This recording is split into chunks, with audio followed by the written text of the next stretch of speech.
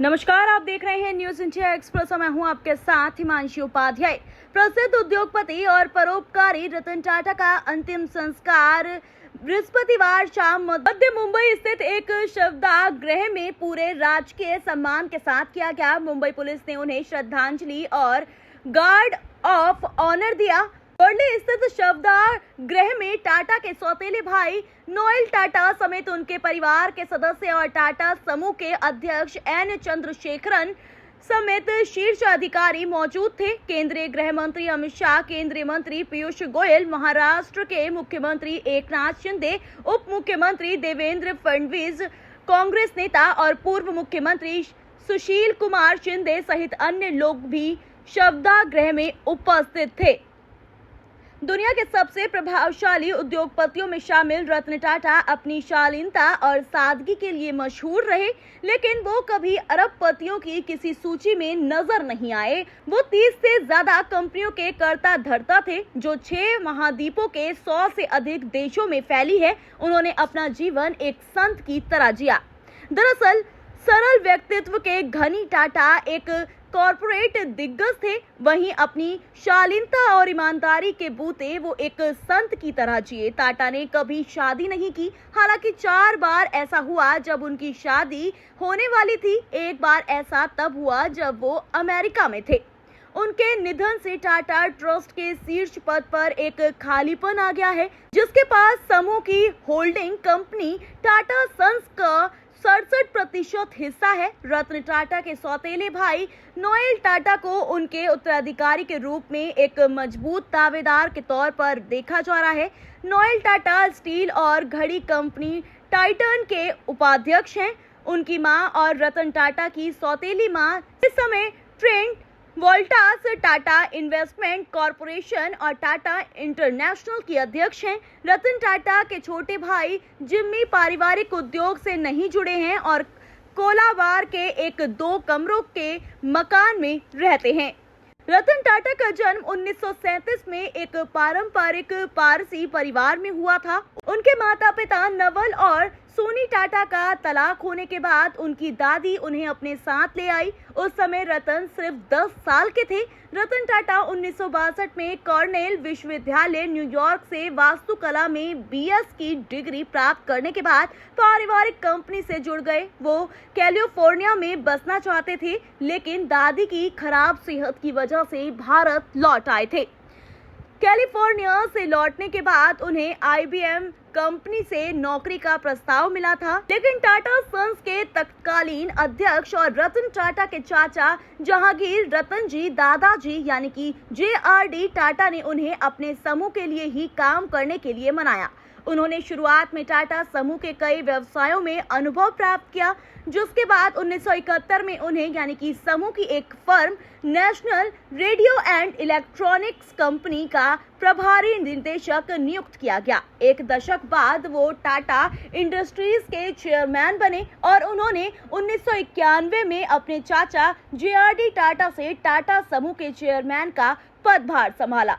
JRD Tata 5 दशक से भी अधिक समय तक इस पद पर रहे थे।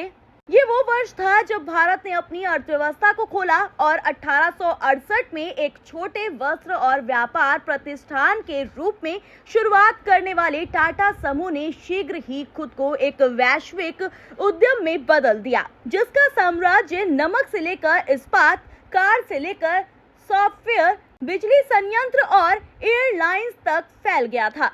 रतन टाटा 2 दशक से अधिक समय तक समूह की मुख्य होल्डिंग कंपनी टाटा सन्स के चेयरमैन रहे और इस दौरान समूह ने तेजी से विस्तार करते हुए वर्ष 2000 में लंदन स्थित टेटली टी को 43.13 करोड़ डॉलर से खरीदा। वर्ष 2004 में कोरिया की देवू मोटर्स के ट्रक निर्माण परिचालन को 10.2 करोड़ डॉलर में खरीदा। एंग्लो डच स्टील निर्माता कोरस समूह को 11.3 अरब डॉलर में खरीदा और फोर्ड मोटर कंपनी से मशहूर ब्रिटिश कार ब्रांड जैगवार और लैंड रोवर को 2.3 अरब डॉलर में खरीदा। भारत के सबसे सफल उद्योगपतियों में से एक होने के साथ साथ वो अपनी परोपकारी गतिविधियों के लिए भी जाने जाते थे। परोपकार में उनकी व्यक्तिगत भागीदारी बहुत पहले ही शुरू हो गई थी। साल 1970 के दशक में उन्होंने आगा खान अस्पताल और मेडिकल कॉलेज परियोजना की शुरुआत की, जिसने भारत के प्रमुख स्वास्थ्य सेवा संस्थानों में से एक की नींव रखी। साल 1991 में टाटा सन्स के चेयरमैन के रूप में उनकी नियुक्ति के बाद टाटा के परोपकार संबंधी प्रयासों को नई गति मिली। उन्होंने अपने परदादा जमशेद जी द्वारा स्थापित टाटा ट्रस्ट को सक्रिय रूप से आगे बढ़ाया ताकि महत्वपूर्ण सामाजिक आवश्यकताओं को पूरा किया जा सके।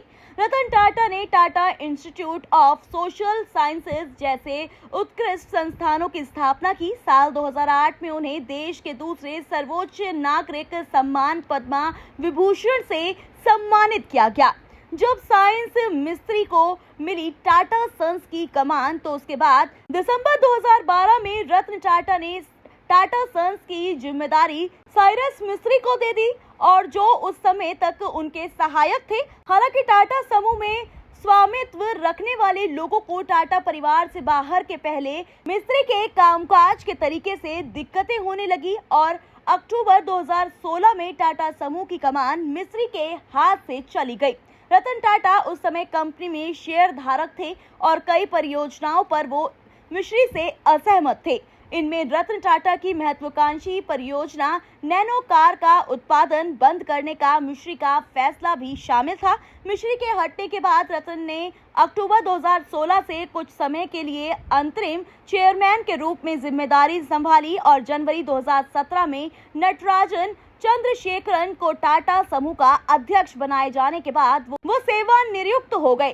तब से वो टाटा सन्स के अवकाश प्राप्त चेयरमैन थे। इसी दौरान उन्होंने 21वीं सदी के कुछ युवा उद्यमियों की मदद की, अनेक औद्योगिकी आधारित और स्टार्टअप में निवेश किया। टाटा ने व्यक्तिगत हैसियत से 30 से ज्यादा स्टार्टअप में निवेश किया, जिसमें ओला इलेक्ट्रिक, पेटीएम, स्नैपडील, लेंसकार्ट और जिमावे शामिल है।